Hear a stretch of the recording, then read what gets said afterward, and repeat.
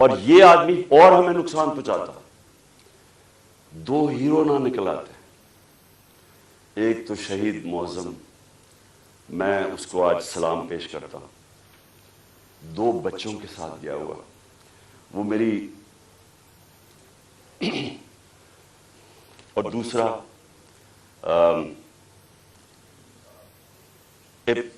ابتسام، جس طرح اس نے پکڑا اور جس طرح اس کی اگر دلیری نہ ہوتی تو اس نے بس مار دیتا تو اور تباہی کر سکتا تھا. 11 لوگوں کو گولیاں لگی اور ایک ہمارا معظم شہید ہوا. اب ہم نے FIR رجسٹر کرنے کی کوشش کی ہے. سب ڈرتے ہیں کیونکہ کئی ادارے یہ قانون سے اوپر ہے. میں آج جنرل باجوہ سے سوال پوچھتا ہوں کہ کیا فوج کا وقار اوپر جائے گا یا نیچے جائے گا اگر جو آپ کی فوج پہ کالی بھیڑیں غلط کام کر رہی ہیں، ظلم کر رہی ہیں، انسانوں پہ تشدد کر رہی ہیں، اگر آپ ان کے اوپر ایکشن لیں گے تو فوج کا وقار اوپر جائے گا، لوگ عزت کریں گے فوج کی. لیکن اگر یہ ہے کہ فوج میں ایسے لوگ بیٹھے ہیں جو ہمیں بھیڑ بکریوں کی طرح سمجھ رہے ہیں، مار داڑ کر کے، ڈرا دھمکا کے، اگر سمجھ رہے ہیں کہ اس طرح فوج کا وقار اوپر چلا جائے تو نفرتیں بڑھ رہی ہیں. آپ کے ایک میجر جنرل نے جو میرے خیال میں غداری میں پکڑا گیا، امریکہ کے لیے غداری کر رہا تھا، آپ نے اس کو سزا دی. فوج کا وقار اوپر گیا، غلط کام کر رہا تھا. تو کیا یہ اب میجر جنرل فیصل اس کی تفتیش ہونے دیں گے آپ؟ اور کیا اس ملک میں اب تفتیش ہو سکے گی جب جنرل فیصل کے اوپر الزام ہے، انٹیریئر منسٹر ثناء اللہ کے اوپر الزام ہے، اور تیسرا پرائم منسٹر شہباز شریف کے اوپر الزام ہے؟ کیسے تفتیش ہوگی؟ جب تک یہ 3 لوگ ریزائن نہیں کرتے تفتیش ہوگی کیسے؟ اور ادھر میں جنرل باجوہ آپ سے بھی فوج کے وقار کے لیے کہہ رہا ہوں کہ یہ پاکستانی فوج کو نقصان پہنچا رہے ہیں. اس طرح کی کالی بھیڑیں، یہ جو سمجھتے ہیں کہ ہم انسان ہی نہیں ہیں، بھیڑوں کو کبھی ادھر موڑ دو کبھی ادھر موڑ دو. آج وہ چور ہیں، کل وہ NRO مل گئے تو اچھے ہو گئے ہیں، آج پھر آپ ان کو چور بنا دیں گے، کل پھر بھیڑی. ہم انسان ہیں، انسانوں کو جانوروں کی طرح نہ ٹریٹ کریں. اور انسان کسی وقت آگے کھڑا ہو جاتا ہے، اور یہ قوم کھڑی ہو گئی ہے.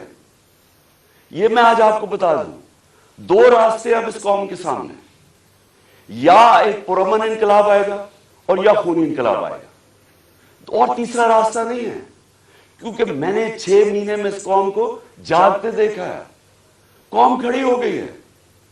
یہ جو شعور کا جن ہے یہ بوتل سے نکلا ہے، یہ اندر نہیں جانے لگا.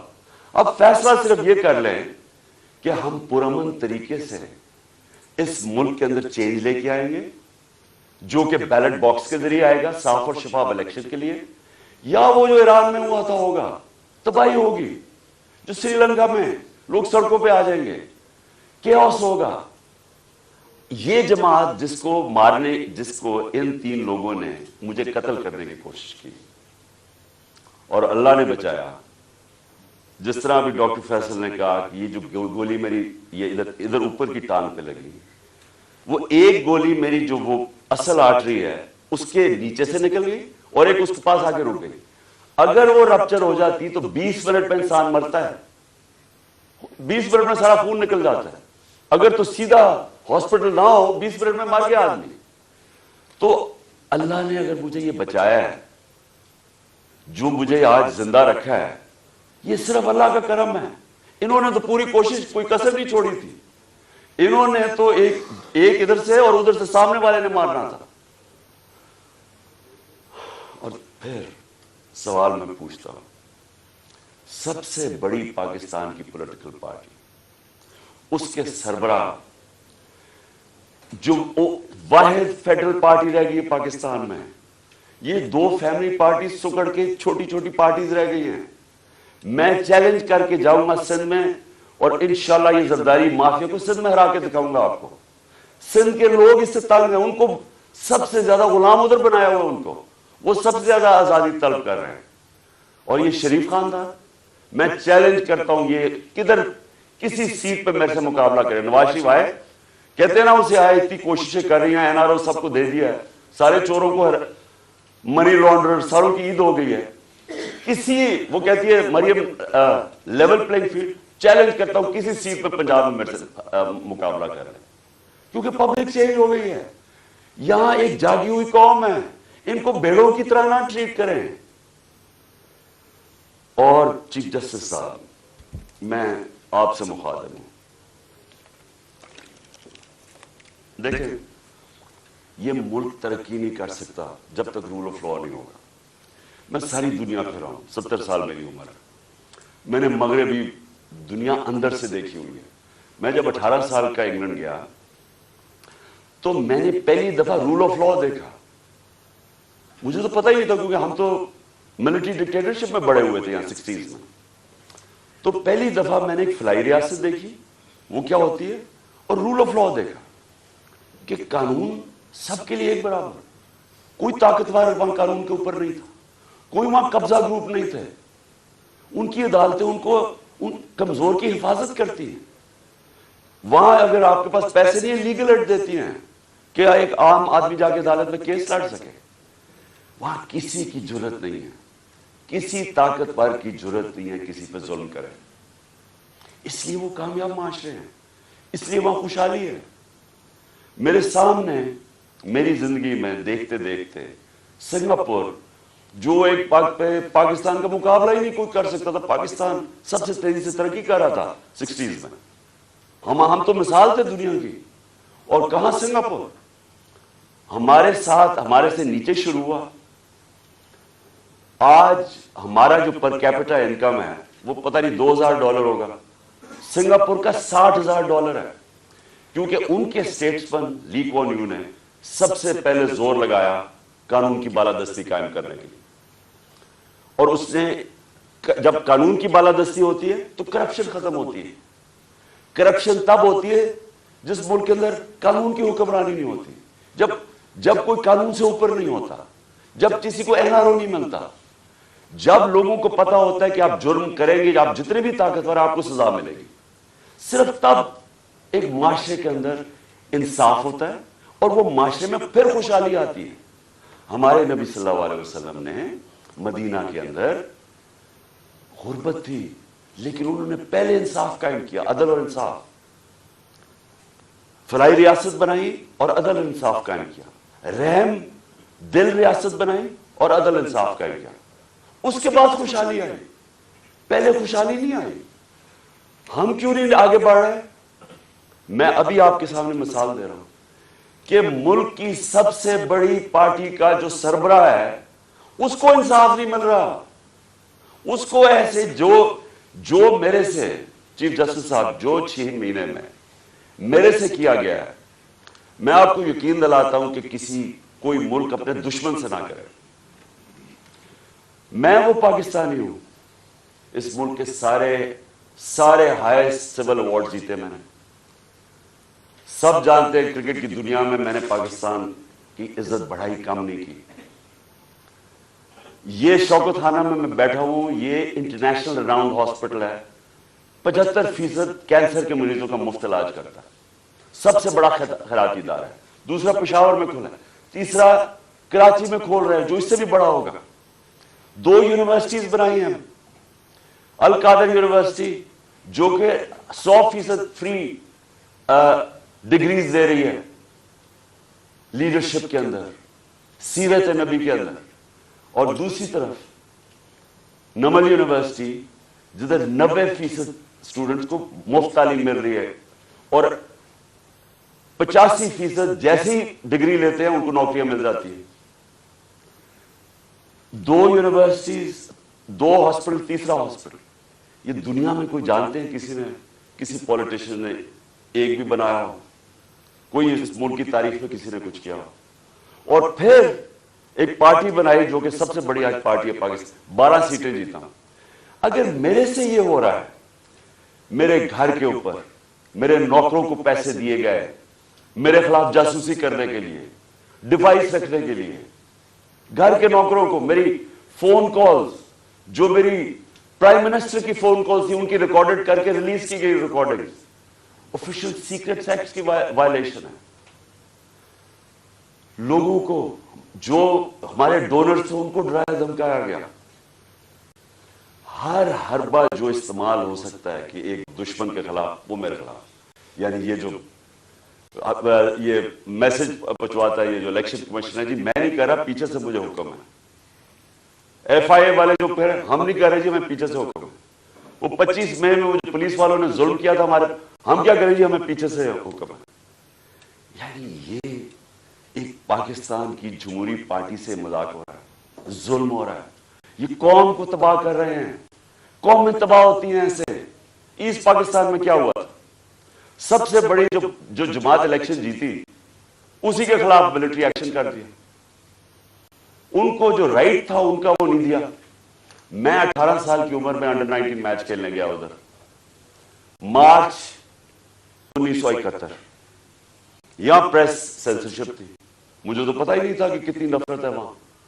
کیوں نفرت تھی وہاں؟ کیونکہ ہم ان کو رائٹ نہیں دے رہے تھے. وہ الیکشن جیت گئے ہیں، ان کا پرائم منسٹر ہے.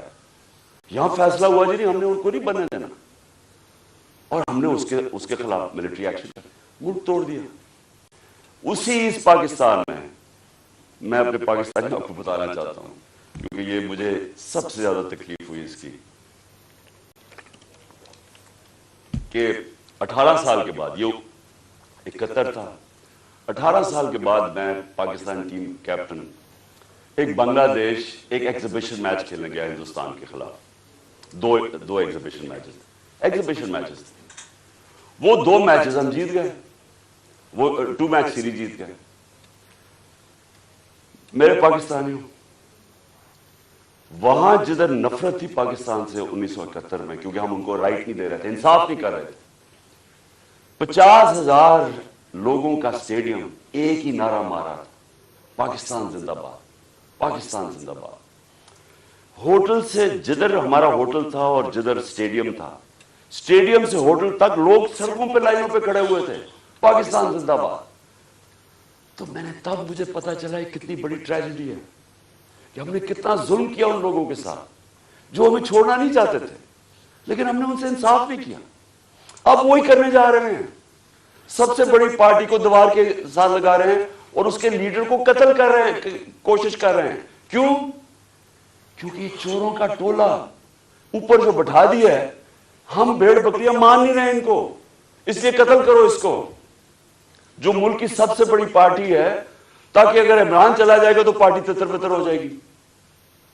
جو پارٹی فیڈریشن کو اکٹھا رکھ سکتی ہے وہ تو صرف تحریک انصاف ہے. ملٹری، اگر ملٹری اب ملک کو اکٹھا رکھ سکے تو ایسٹ پاکستان نہ ٹوٹتا. پولیٹیکل پارٹیز ملک کو اکٹھا رکھتی ہیں، ملٹری مدد کرتی ہے. یہ الٹا جا رہا ہے. یہ پھر کوئی تاریخ سے ہم نے کچھ نہیں سیکھا. کیا ہوگا؟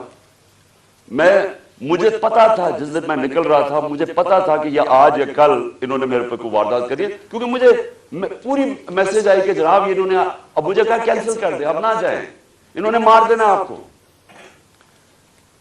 پہلے تو میں نے سوچا کہ کیا یہ واقعی کریں گے، کیا یہ واقعی یہ کر لیں گے کہ یہ ایک ملک کی ایک قوم کو نقصان پہنچائیں گے اپنے چھوٹے چھوٹے مفادات کے لیے، وہ اپنے پیسے بچانے کے لیے. کیونکہ ان کو سارا ڈر یہ ہے کہ اب یہ چوری کا پیسہ ہے، یہ جو این آر او ہے ہم نے جو لے لیا ہے، اب کہیں عمران خان آ کے اس کو ریورس نہ کر دے بس. تو انہوں نے تو قتل اور جانا سلام اللہ، ان سے کیا ایکسپیکٹ کرتے ہیں. لیکن یہ جو فوج کا جنرل، یہ ان کے ساتھ مل کے، اور یہ جو ہمارے سے ہوا ہے 6 مہینے، میں اپنی قوم سے سوال پوچھتا ہوں کہ کیا ہم ہمارا اب یہ سوال ہے، ہم نے اپنے آپ سے پوچھنا، کیا ہم نے ایسے رہنا ہے یا ہم نے اپنی تقدیر بدل کے آزاد ہونا ہے؟ آزادی کے لیے قربانیاں دینی پڑتی ہیں. مجھے پتا تھا کہ انہوں نے واردات کرنی ہے، مجھے پتا تھا ایک یا اس دن ہونی تھی یا اگلے دن ہونی تھی. لیکن میرا یہ ایمان ہے کہ اگر آپ ان چوروں کی غلامی کے نیچے رہنا، اس سے بہتر ہے زندہ نہ رہو. میں یہ طے کر کے آیا، اور میں جیسے ہی ٹھیک ہوں گا میں پھر نکلوں گا سڑکوں پہ، پھر میں کال دوں گا، پھر اسلام آباد کی میں کال دوں گا. اس لیے کہ اس قوم کے اوپر اگر ان چوروں نے اور ان ظالموں نے حکمرانی کرنی ہے، اور اگر ہم بحیثیت قوم اس کو ایکسپٹ کر گئے، تو اس لیے پاکستان نہیں بنا تھا. یہ بڑی خواب تھی، اس لیے لاکھوں لوگ مرے نہیں تھے، شہادتیں نہیں ہوئی تھی. میں لاہور میں بڑا ہوا ہوں، ایک گھر نہیں تھا جو ایسٹ پنجاب سے ہے جدھر لوگوں کی قربانیاں، عورتیں بچے جس طرح قتل عام ہوئی تھی. یہ بڑی قربانی کے بعد ملک بنا تھا. قائد اعظم جب پاکستان لینڈ کیا، انہوں نے 3 ہفتے پہلے، انہیں پتا تھا انہوں نے زندہ نہیں رہنا. کسی کو نہیں بتایا کہ کہیں اگر دشمنوں کو پتا چل گیا تو وہ انہیں پتا کہ اگر قائد اعظم فوت ہو گئے تو یہ ملک نہیں بنے گا. کسی کو پتا نہیں چلنے دیا. اور 3 ہفتے پہلے لینڈ کرتے ہیں کراچی، تو ایڈمرل جو ان کا اسسٹنٹ تھا اسے کہتے ہیں، میں نہیں سمجھتا تھا کہ میری زندگی میں پاکستان بنے گا. اس لیے نہیں بنا پاکستان کہ چوروں کی ہم غلامی کریں، یہ ظالموں کی جو لوگوں پہ تشدد کرتے ہیں. آپ کو پتا ہے اعظم سواتی کو جب اس کے اوپر تشدد کر رہے تھے، اسے کیا کہہ رہے تھے کہ یہ عمران خان کو بتاؤ کہ اس کو ہم اس طرح ننگا کر کے ماریں گے. یہ ہمارے لوگ ہیں، یہ اس ملک کی سیکیورٹی کے لیے ہیں، اور یہ اس کو کہہ رہے ہیں اس کو کہ عمران خان کو پیغام دو کہ اس کو اس طرح ہم ننگا کر کے ماریں گے. پنڈی کا وہ مسٹر وائے جو ملتان کا ہے، مسٹر وائے بیٹھا ہوا ہے، وہ ہمارے ایم پیز کو بلا کے کہہ رہا ہے کہ دیکھو یہ پی ٹی آئی کی کوئی فیوچر نہیں ہے، اور عمران خان کو تو ہم نے وہ کرنا ہے جو اعظم سواتی سے کیا. یعنی یہ ہمارے لوگ ہیں. جنرل باجوہ جاگیں، یہ ملک تباہی کی طرف جا رہا ہے.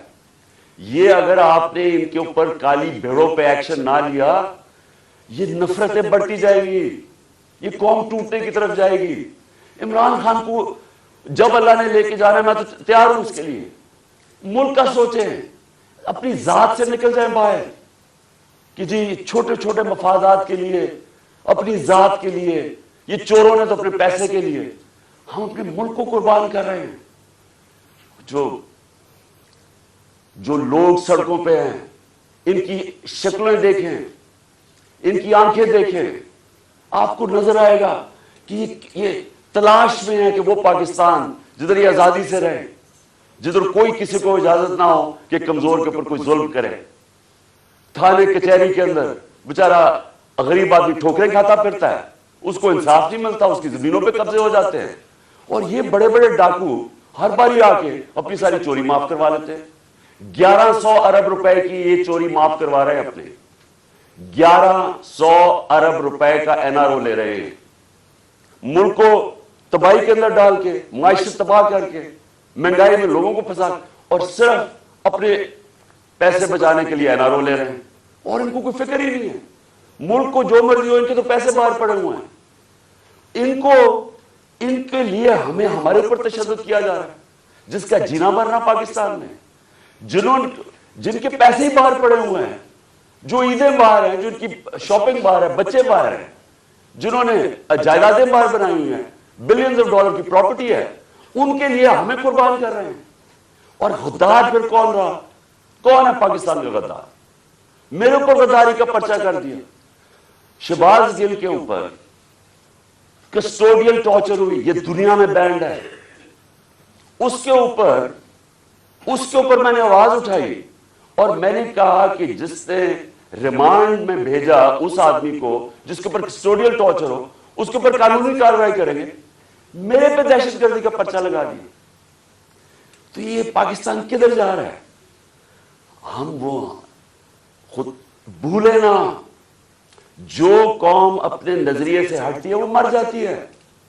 ہمارا تو نظریہ تھا، ہمارا نظریہ ہے اسلامی فلاحی ریاست جو مدینہ کی ریاست کے اوپر بیس کرنی تھی. علامہ اقبال کی شاعری تو پڑھنے ساری, وہ سارا وقت جگاتا رہا علامہ اقبال, غلام مسلمانوں کو جگانے کی کوشش کر رہا تھا کہ غلاموں کی کوئی زندگی نہیں ہے, پرواز صرف شاہین آزاد کی ہے. اور آزادی تب آتی ہے جب انصاف ملتا ہے. انصاف جب تک نہیں ملتا وہ قوم آزاد نہیں ہوتی. یا انصاف ہی نہیں ہے چیف جسٹس صاحب, یا میں آپ کو گارنٹی کرتا ہوں کہ جب تک یہ ریزائن نہیں ہوں گے تفتیش ہی نہیں ہو سکتی. تینوں تو وہ ملوث ہیں جن کے نیچے تفتیش ہے. تو چیف جسٹس صاحب اس ملک کو بچائے. آپ کی بڑی ذمہ داری ہے. اللہ جتنا بڑا ہمیں مقام دیتا ہے اتنی بڑی ہمیں ذمہ داری ڈالتا ہے. آخرت میں ہماری ججمنٹ ہوگی کہ ہم جو اللہ نے ہمیں نعمتیں بخشی ہیں ان کو ہم نے کیسے استعمال کیا ہے, اپنی ذمہ داری انسانیت کے لیے پوری کی یا نہیں کی.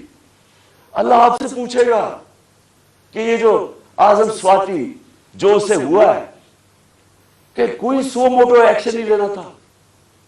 کیا یہ جو شہباز گل سے ہوا ہے کوئی آپ کی ذمہ داری نہیں ہے, کوئی رول آف لا نہیں ہے اس ملک میں, وہ تو آپ نے امپلیمنٹ کرنا ہے. اگر طاقتور کے لیے ایک قانون ہے, کمزور کے لیے دوسرا ہے, ملک کی تو فیوچر ہی کوئی نہیں ہے. کیونکہ میرے نبی صلی اللہ علیہ وسلم نے 1500 سال پہلے تقریباً انہوں نے کہہ دیا تھا کہ وہ قومیں جو کمزوروں کو, چوروں کو جیلوں میں ڈالتی ہیں اور طاقتور ڈاکوؤں کو پکڑتی نہیں ہیں وہ تباہ ہو جاتی ہے. آج ساری جو ڈیولپنگ ورلڈ ہے وہ کیوں غریب ہے؟ کیونکہ وہاں طاقتور قانون کے اوپر ہے. اور اگر سنگاپور اوپر گیا تھا تو ان کے اسٹیٹسمن نے طاقتور کو قانون کے نیچے لے, اس کی سٹوری پڑھ رہے کہ کیسے اس نے سنگاپور کو اٹھایا.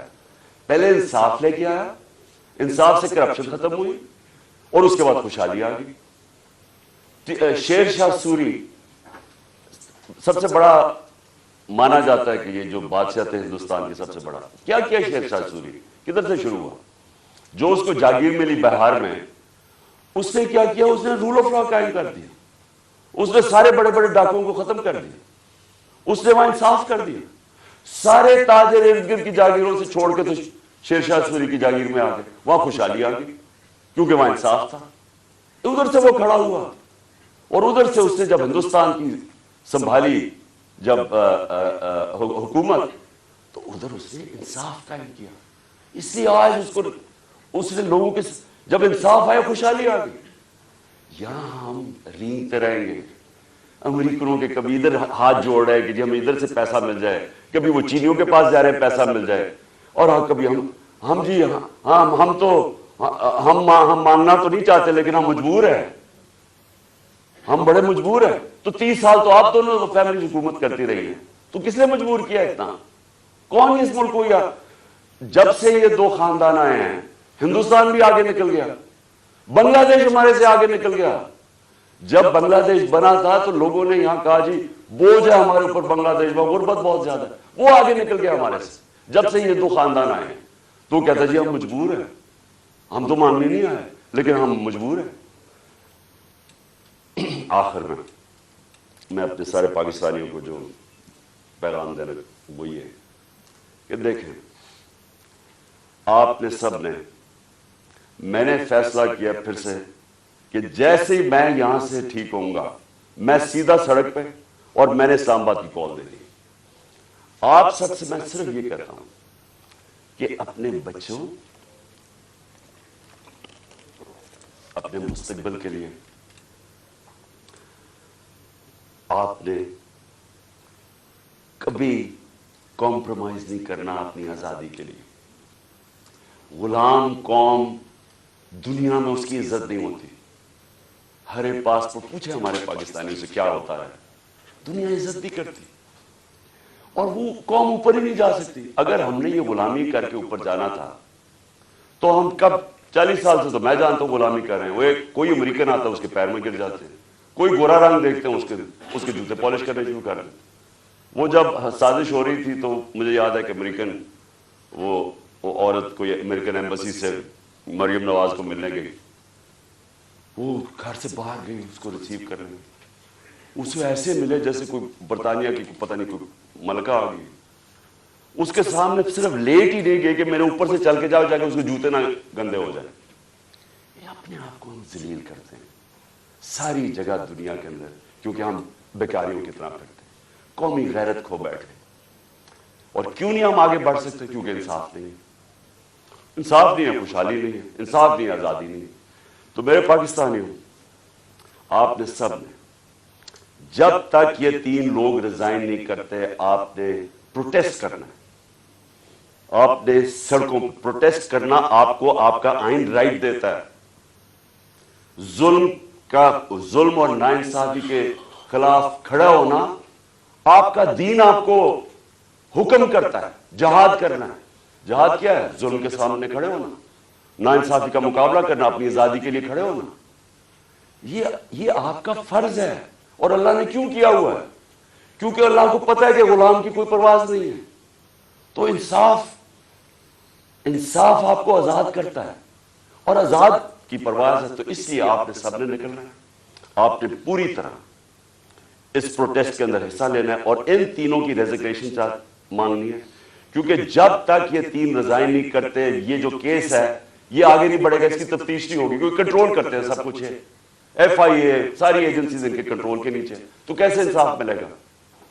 جنرل باجوہ کو بھی کہنا، میں آپ کو آج کہہ رہا ہوں کہ یہ فیصل میجر جنرل فیصل کر رہا ہے، یہ اس ملک کو تباہی کی طرف لے کے جا رہا ہے. فوج اس ملک کی ضرورت ہے. ہم جو میری طرح کے لوگ آزاد سوچ ہی نہیں سکتے زندگی آزادی کے علاوہ، وہ چاہتے ہیں کہ ہماری فوج مضبوط ہو، کیونکہ مضبوط فوج ہی ہمیں آزاد رکھے گی. یہ کمزور کر رہا ہے فوج کو. ان حربوں سے ہماری فوج کمزور ہو رہی ہے. ہم جب تنقید کرتے ہیں یہ تعمیری ہے، یہ اپنی فوج کو کمزور کرنے کے لیے نہیں ہم کر رہے ہیں. ہم آپ کو آج کہہ رہے ہیں، ساری قوم آپ کو کہہ رہی ہے کہ یہ چوروں کے ساتھ ہم نے نہیں چلنا. قوم آپ کو بار بار کہہ رہی ہے. نہ یہ کریں کہ ہمیں ڈنڈے مار مار کے یہ فیصل کہ جی نہیں آپ نے بھیڑ بکریوں کی طرح ان کے ساتھ چلنا، نہیں چلنا انہوں نے، اور انتشار کی طرف جا رہا ہے قوم. سو مہربانی کریں، اس کو ریزائن کروائیں، اس کے اوپر پوری تفتیش کریں کہ اس نے کس قسم کا ظلم کیا ہے. اعظم سواتی کے اوپر جو ہوا ہے، جو شہباز گل کے اوپر ہوا ہے، جو جمیل فاروقی کے اوپر ہوا ہے، ننگا کر کے، کون سی قوم اجازت دیتی؟ کبھی سنا ہے امریکہ کے اندر، امریکہ کے اندر، یورپ میں کسی آزاد قوم میں سنا ہے کہ اس طرح آزادی رائے کے اوپر کسی کو ننگا کر کے ماریں اور پھر دھمکیاں دیں آگے سے کہ یہ بتا دو کہ عمران خان سے بھی یہی ہوگا؟ یعنی یہ ہماری ایجنسیز ہیں، ان کا یہ کام ہے کہ ملک کو ہی کمزور کرو. تو پروٹیسٹ ہوگا جب تک یہ 3 ریزائن نہیں کریں گے. جیسے میں ٹھیک ہوں گا میں سڑک پہ پھر آ رہا ہوں اور میں اسلام آباد کال دوں گا، آپ تیار رہیں. انشاءاللہ اللہ نے مجھے بڑا بچایا ہے، مجھے ایک نئی زندگی دی ہے، اور میرے میں عزم دے دیا ہے کہ میں اپنی قوم کی آزادی کے لیے پوری طرح لڑوں. پاکستان زندہ باد.